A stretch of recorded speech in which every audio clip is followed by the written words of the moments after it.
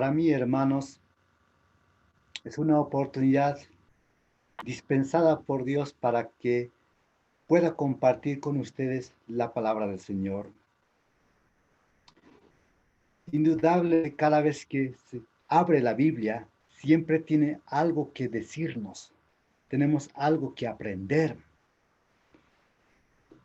Cuando tenía 16 años de edad, al leer toda la Biblia, me llamó poderosamente la atención al leer esta carta, el cual vamos a estar estudiando, el hecho de no encontrar la palabra pecado. Y es la carta a los Filipenses.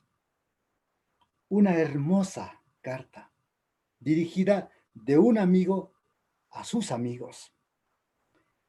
Y es totalmente diferente a otra iglesia llamada la iglesia de Corinto.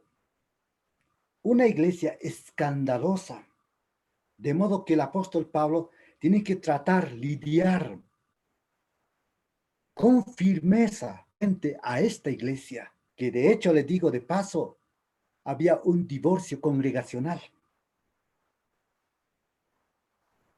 Contrariamente, esta iglesia, del cual vamos a ir aprendiendo, realmente será grandioso. Porque yo desearía de corazón que todas las iglesias, en cualquier lugar, en cualquier época, deben imitar a esta iglesia. Así como usted y mi hermano, mi hermana, imitar a esta iglesia. Hablamos, como le dije, de Filipenses.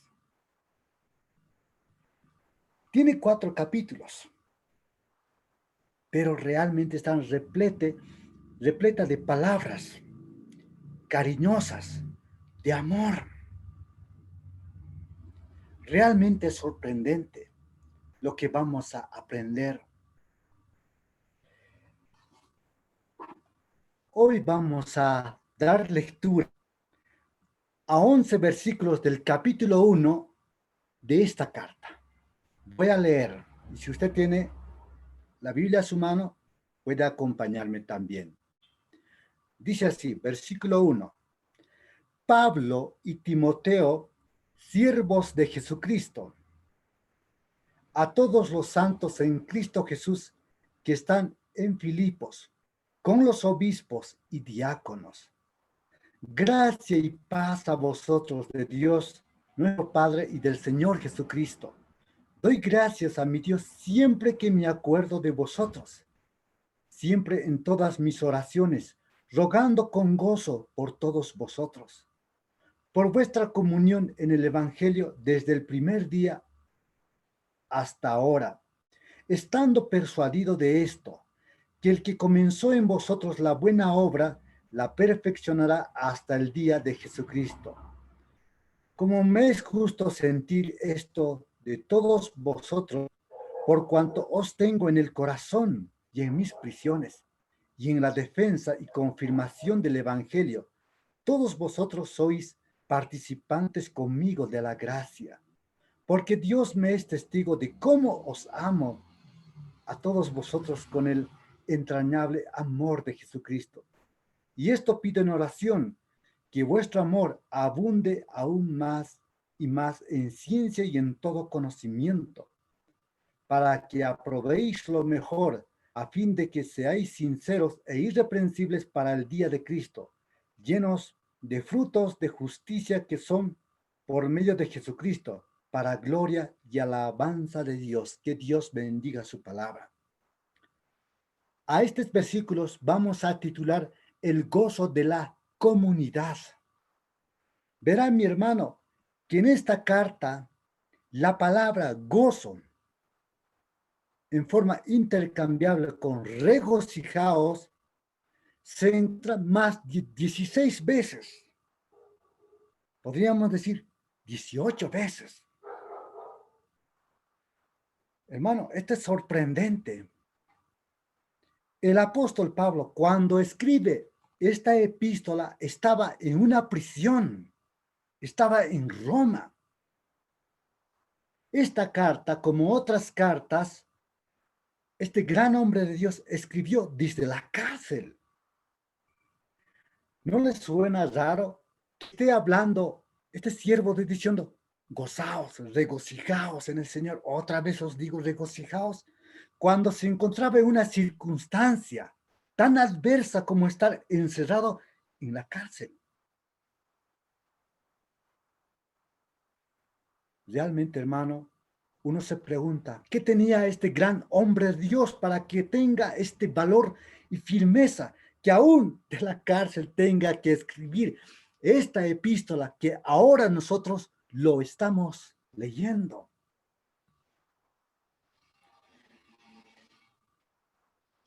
En estos versículos del 1 al 8 vamos a encontrar sobre los requisitos para una relación fluida, amorosa que debe haber en toda asamblea, en toda iglesia. Porque en los versículos 9 al 11 va a hablar de la oración también, de cómo él ora por el crecimiento de estos hermanos que estaban en Filipos. ¿Saben? Filipos era una colonia romana. A pesar de ser una colonia, ciertamente se consideraban ellos que eran ciudadanos romanos. Y Pablo les dirige esta hermosa carta a ellos. El primer requisito para una relación de amor fluida en una asamblea local es la humildad, la actitud del amor.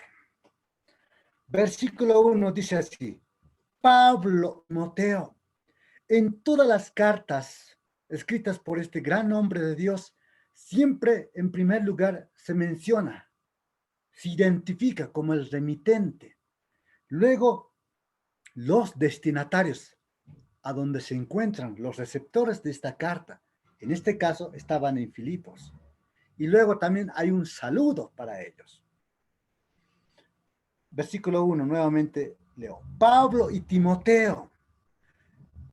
Timoteo estaba ahí, pero no estaba ayudando a escribir. En su primer viaje acompañó a Pablo. Timoteo ya conocía Filipos, pero dice, siervos de Jesucristo. Es la actitud del amor. Siervos. Vivimos en una sociedad orientada a dirigir todo, a mandar todo. Se busca jerarquía en cualquier institución. Y sin duda también a veces se nota esto en nuestras iglesias. Debemos imitar esta actitud de este hombre, Pablo y Timoteo, siervos de Jesucristo. A nosotros nos encanta ser mandamases, ¿no le parece? Pero aquí vemos a este gran hombre de Dios que asume esta actitud de humildad. ¡Qué título grandioso! Es ser siervo de Jesucristo. Mi hermano, mi hermana, usted y yo somos siervos de Jesucristo. No nos encanta mucho a nosotros, pero aquí dice siervos de Jesucristo. Así es como se presenta Pablo y Timoteo. En Efesios capítulo 3, versículo 8, por un momento vamos a leer. Dice así, el apóstol Pablo, a mí que soy menos que el más pequeño de todos los santos, me fue dada esta gracia de anunciar entre los gentiles el evangelio de las inescrutables riquezas de Cristo. Se consideraba el menos que los otros apóstoles. Es más, observa el versículo 7 del capítulo 1 de Filipenses, dice así, como me es justo sentir esto de todos vosotros, por cuanto os tengo en el corazón. Ahora observe, y en mis prisiones, y en la defensa y confirmación del evangelio, todos vosotros sois participantes conmigo en la gracia. Cuando usted va a visitar a las personas que se encuentran en centros penitenciarios, es decir, en la cárcel, pagando la condena de sus delitos, usted va a ver cierta desesperación salir. A mí me llamó la atención, es que la mayoría de los que están sentenciados, condenados en las prisiones, siempre dicen que son inocentes. Siempre sale eso. Nadie admite el hecho. Hermanos, yo he tenido más de una oportunidad y este último visité a un joven que hace muchos años me indica que asistía a la iglesia, que iba en la iglesia, que estaba en la iglesia, pero ahora está en la cárcel por un delito, tiene detención preventiva. Y él me dice, quiero salir de aquí, me desespero, no puedo dormir nada. ¿Qué puedo hacer? ¿Qué defensa técnica puedo asumir? Ayúdame, por favor. Ya contraté a más de un abogado, pero nadie me saca. Ya es desesperante. Estoy llorando. Tengo mi familia que está afuera. Quisiera verlos. No puedo salir de aquí.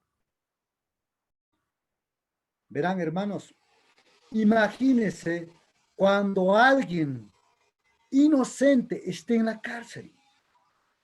Piense en esto, hermano y hermana. Este gran hombre de Dios, llamado Pablo, que en latín quiere decir pequeño, está en la cárcel no por causa de un crimen que hubiera cometido, sino por proclamar la verdad del Evangelio, por predicar el Evangelio. Ahora está en una prisión y desde allí a nosotros que vivimos en este siglo XXI, estando en esta pandemia, nos diría la palabra de Dios, regocijaos en el Señor, regocijaos en el Señor. Qué aplicación hermosa. Yo sé que en Argentina, como en otros países, al igual que en Bolivia, todavía tenemos estas ciertas restricciones para no congregarnos de forma regular, ¿no es cierto? No podemos congregarnos todavía. Por eso usamos también este medio tecnológico en muchos lugares. Estar encerrado pareciera cansarnos ya. Pero aquí Pablo estaba encerrado en una prisión, no por la pandemia, sino por causa del Evangelio de Cristo allí en la prisión. Y desde allí, como le dije, predicando el Evangelio. Así que mi hermano, recuerde, el primer requisito para una relación fluida de amor en una asamblea debe haber humildad, la actitud del amor. El segundo requisito es unidad, el ambiente del amor. Observe lo que dice la segunda parte del versículo 1. Dice, a todos los santos en Cristo Jesús que están en Filipos, con los obispos y diáconos. Esta es una hermosa organización. Dice, a todos los santos. ¿Quiénes son los santos? Usted y yo lo sabemos, me imagino. Y si no lo sabemos, y si usted no sabe, hermana, usted es santo. A todos los santos en Cristo. Note la preposición que se usa aquí, en Cristo. Una y otra vez. Es interesante ver que el apóstol Pablo, en Cristo Jesús, esa frase usa 48 veces. Lo van a ver en las epístolas. En Cristo, ¿saben? 34 veces. En el Señor, 50 veces. Vaya, mi hermano, qué posición que nosotros tenemos. A todos los santos en Cristo Jesús. Somos santos no por nuestros méritos, sino por los méritos de aquel que murió en lugar de nosotros. Es que hoy podemos ser santificados. Verán, ahí estaban los santos. Luego dice, con los obispos y diáconos. Subraye esa palabra, con, es decir, santos, con obispos y diáconos. Así de simple debe ser la organización de una iglesia local. Allí están los santos, ahí están los obispos y los diáconos. ¿Y quiénes son los obispos? Son los supervisores de la asamblea local. ¿Sabe? De paso le digo lo siguiente. Ancianos, pastores, obispos son términos intercambiables que se refieren a una misma persona. A menudo hemos acostumbrado a decir a los que están al frente de la iglesia, a los que están en un puesto de liderazgo, los decimos ancianos. Está bien, pero no estamos lejos en decirlos también que sean obispos o pastores. Ahora dice la última parte. ¿Qué grupo más? Diáconos. ¿Quiénes son los diáconos? Son los que ayudan a los ancianos. En el libro de los Hechos, capítulo 6, va a ver acerca de cómo es el procedimiento para la elección de los diáconos. Al igual que los diáconos deben cumplir ciertos requisitos que están claramente diseñadas, establecidas en la palabra de Dios. Recuerda, 1 Timoteo 3, Tito 1, hablan acerca de los requisitos para ser anciano. Y son oficios. De paso, les digo lo siguiente. Hermano, el ser anciano no es un don. Los dones están claramente descritas ahí, en 1 Corintios 12, en Romanos capítulo 12, en 1 Pedro capítulo 4 y en Efesios capítulo 4. Creo que una vez lo pregunté. Si es que alguien lo recuerda, me lo dice, por favor. ¿Cuántos dones espirituales encontramos? A ver, ¿alguien? 21. Exactamente. 21 dones espirituales. No todos de los dones espirituales son operantes hoy en día, no todos. Ahora, el ser obispo o ser anciano no es un don, es un oficio, al igual que el diaconado es un oficio. Y cuando hablamos de oficio, tenemos que pensar también de que estos hermanos son reconocidos dentro de una asamblea local cumpliendo ciertos requisitos que ya hemos mencionado, que están descritas, delineadas en la Biblia. Y cuando estos cumplen, la iglesia tiene que saber reconocer. Y ellos están ubicados en ese lugar. Ahora, observe esta organización. Santos, obispos y diáconos. ¡Qué unidad! Es el segundo requisito, como les dije. Unidad, el ambiente del amor. Hay una armonía en esto que se puede notar. También del versículo 2 se puede desprender que había unidad en esta iglesia. De esas palabras que dice, gracia y paz a vosotros. Gracia y paz. Hermano, no sé si se dio cuenta de esto. Cuando usted va a encontrar en las epístolas, no va a encontrar que sea a la inversa, es decir, paz y gracia. Siempre es gracia y paz. En la salutación que hace este hombre de Dios, siempre va a decir gracia y paz a vosotros. Gracia y paz. No es paz, luego gracia. No. No puede haber paz si primero no hay gracia. Gracia y paz. Gracia era un saludo gentil. Paz era un saludo judía. Es una combinación hermosa que gracia y paz a vosotros de Dios, nuestro Padre, y del Señor Jesucristo. Verán, ¿De dónde proviene la gracia y paz? De Dios nuestro Padre y del Señor Jesucristo. Interesante, ¿no? Ese es el segundo requisito para una relación fluida de amor y cariño que debe haber en la iglesia local. Tercer requisito, diversidad. Ahora, en una iglesia local están compuestos hermanos y hermanas que tienen un trasfondo cultural diferente, tienen una formación académica diferente, tenemos características diferentes, temperamentos diferentes, e incluso dones espirituales diferentes. Pero allí se puede ver la unidad igual.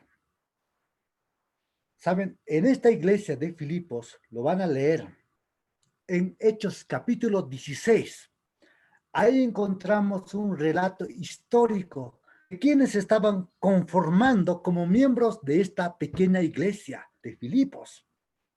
Recordarán que había una mujer judía llamada Lidia, vendedora de púrpura, era comerciante.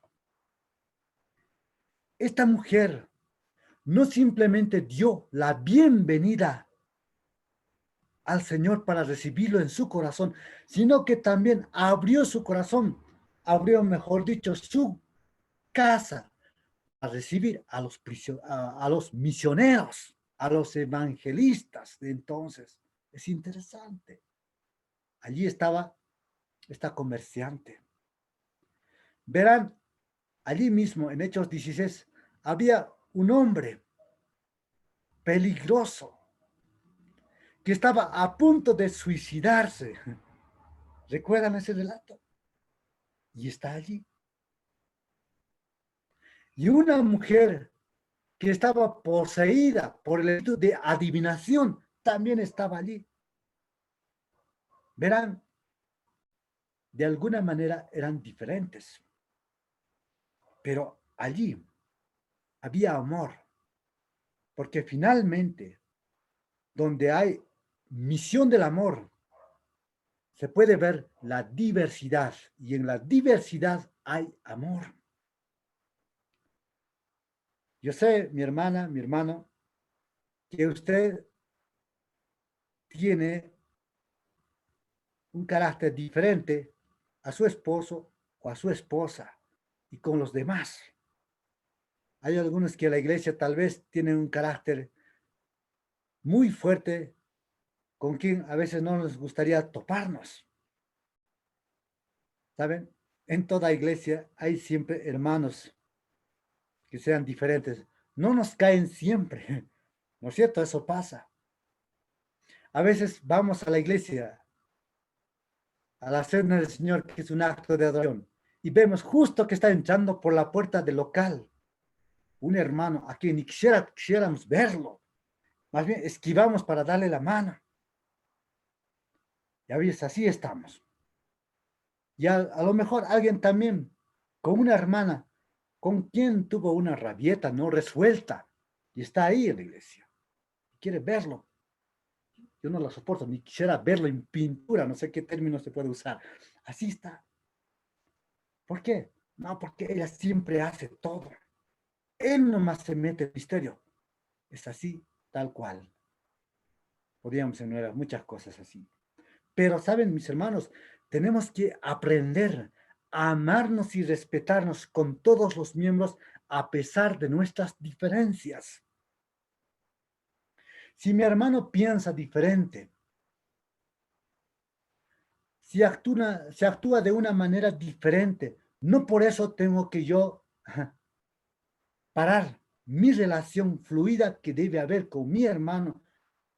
Al contrario, debo amarlo, porque la diversidad explica la unidad que hay dentro de una iglesia local.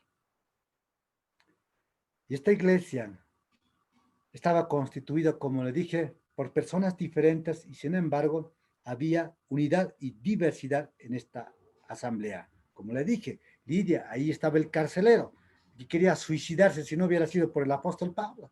¿Recuerdan ese relato? ¿Qué debo hacer para ser salvo? Dijo. ¿Y qué dijo Pablo? Sila, cree en el Señor Jesucristo y serás salvo tú y tu casa. Este violento hombre estaba allí, era miembro de esta iglesia. Había diversidad. Otro requisito para el gozo de la comunidad, para que haya una relación fluida entre hermanos, es la intimidad, la acción del amor.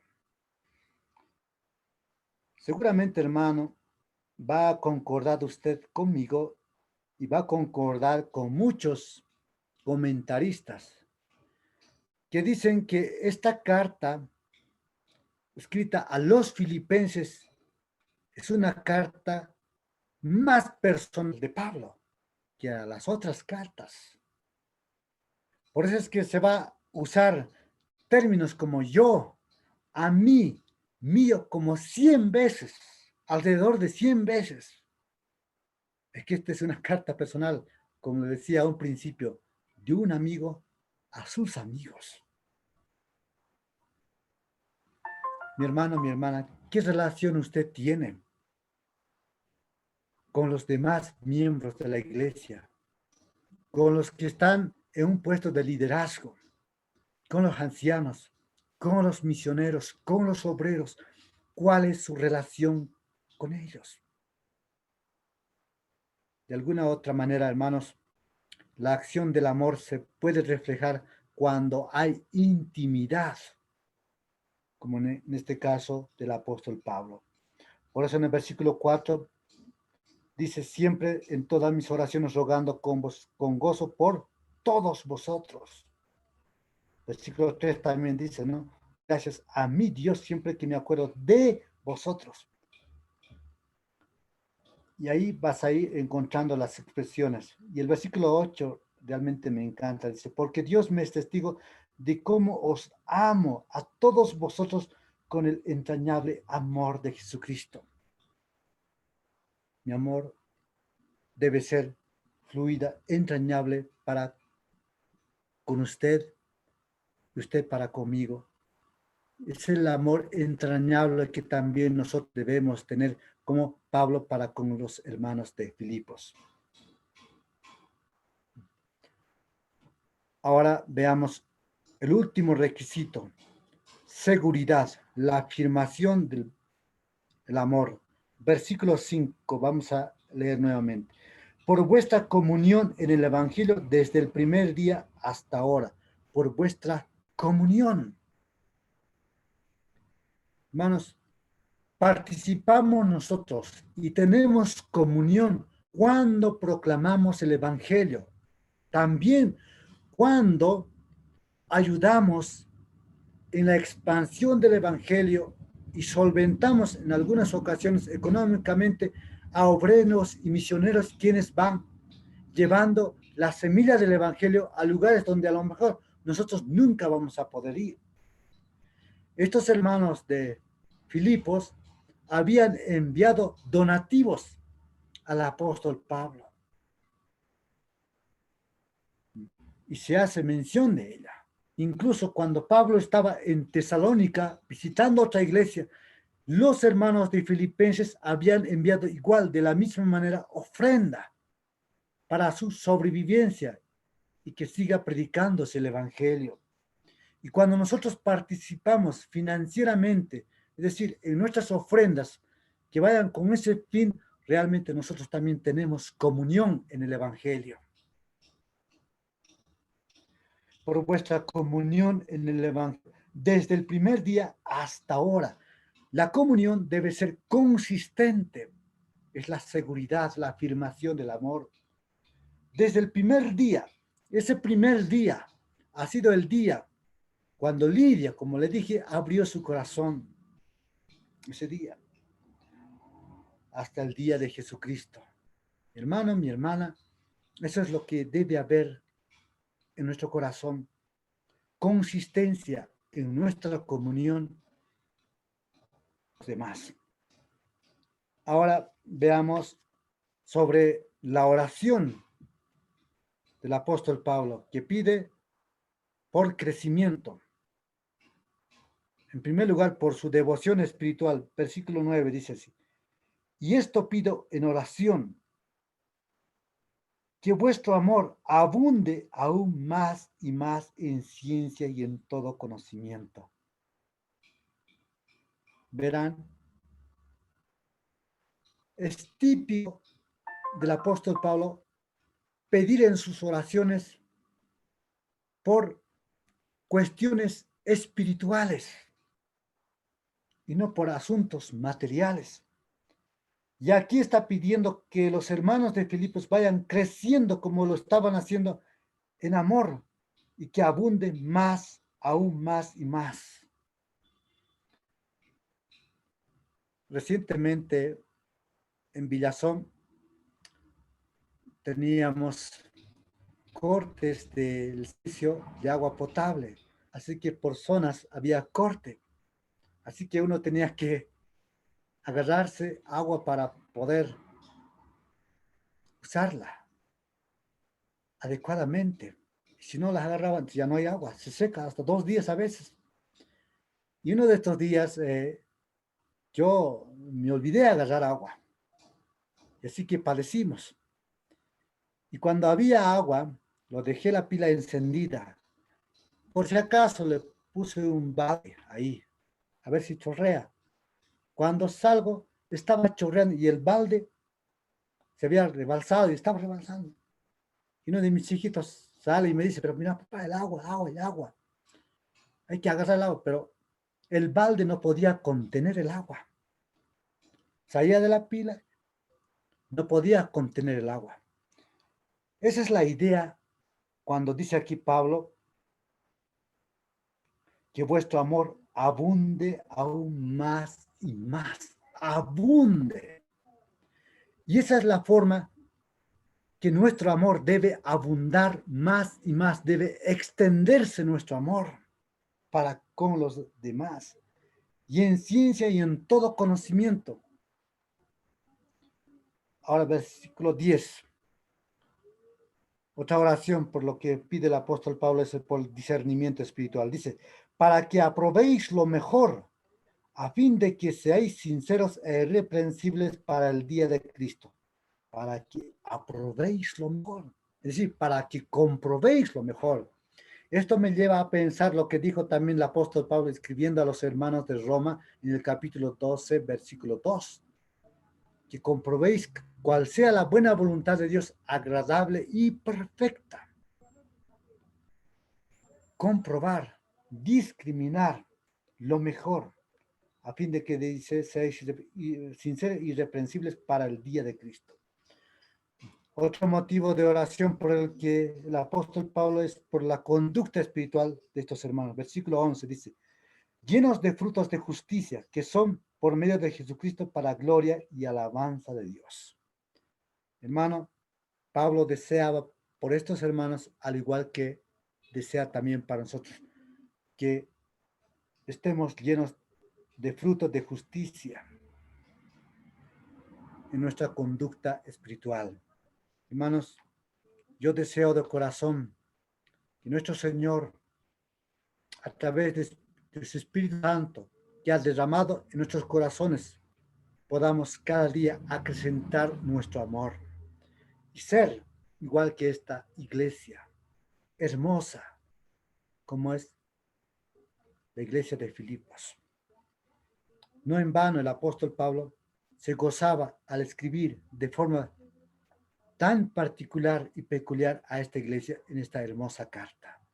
Hermanos, esta carta fue dirigida a la iglesia que estaba en Filipos hace siglos. Nos es también dirigida a nosotros que vivimos, doquiera nos hallemos, a vivir con gozo y gozo en abundancia. Y eso es lo que aprendemos de esta carta. Vamos a orar para terminar. Soberano eterno Dios, te damos gracias por tu palabra, porque en esta noche nos has hablado al corazón. Ciertamente pasamos una situación crítica, sea por esta pandemia o tal vez por una crisis familiar, económica, financiera o lo que fuere, Señor, podemos aún nosotros gozarnos en ti, Señor.